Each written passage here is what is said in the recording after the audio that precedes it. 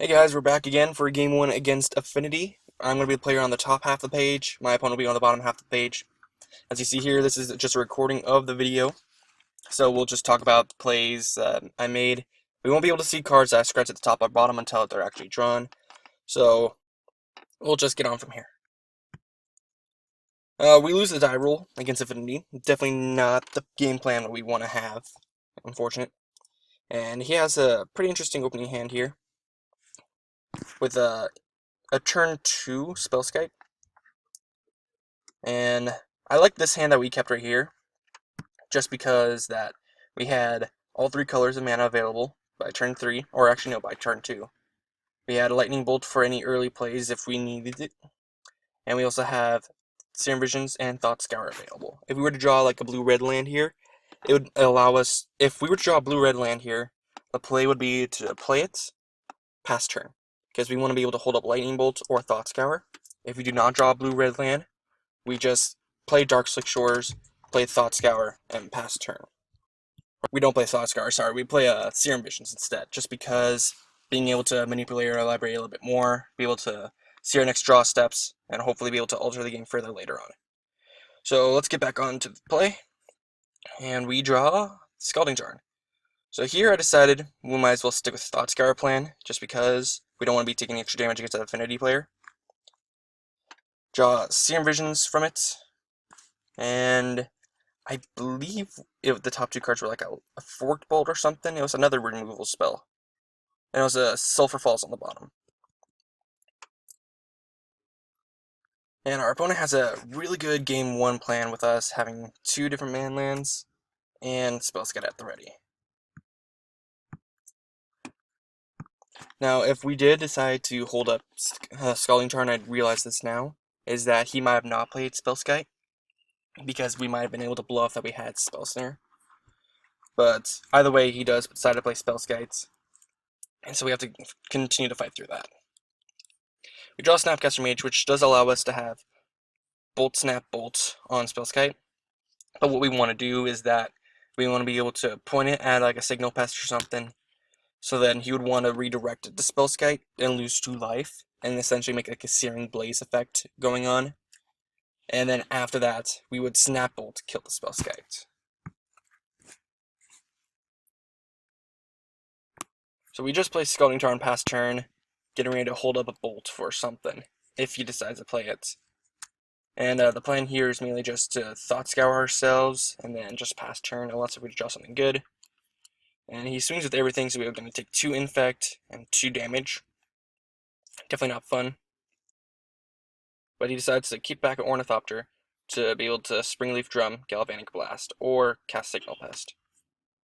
So here we Thought Scour ourselves, hit a Thought Scour, Scalding Tarn, and draw a Delver. So our plan here now is that since we can't Snap Bolt yet, we have to play Delver and Serum Vision and just pass a turn, since we don't really have any other play, since that stupid Spellskite.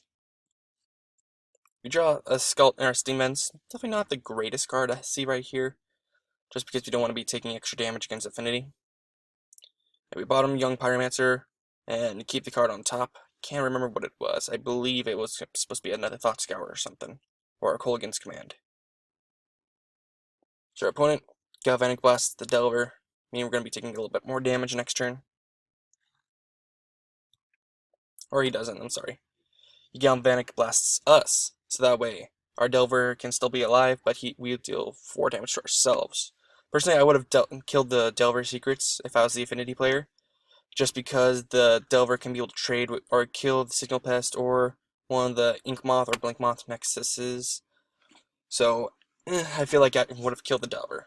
But next off, he plays an Arcbound Ravager. Another not good thing for us to see. It's here to test the waters, just to make sure there's no Spell Snare.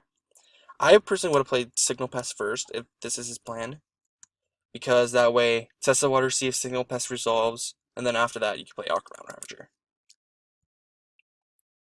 So Ravager will resolve, putting us in a tough spot, and then he just attacks for 1 past his turn.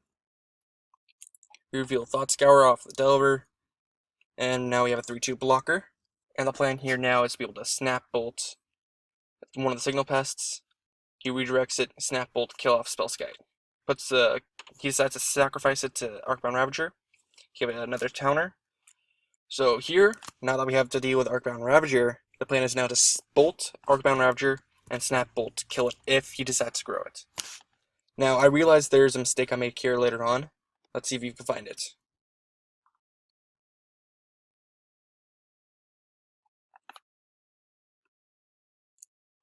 So I decided to bolt Ravager. Opponent takes a little bit of time to think. Let's resolve, but before that, he decides to activate Inkmoth Nexus and put the counters on it. Now here, I decided that I just want to get rid of that Inkmoth Nexus and just let it continue.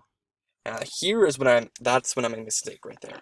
I should have left the Inkmoth Nexus to live and kill off one of the Signal Pests, because as you see later on, I can't be able to block the Signal Pest, and the Battle Cry just gives it way too much power. So we are taking extra damage off the Signal Pests. It would have been smarter for us to kill one of the Signal Pests and give us maybe an extra turn to find more removal or something.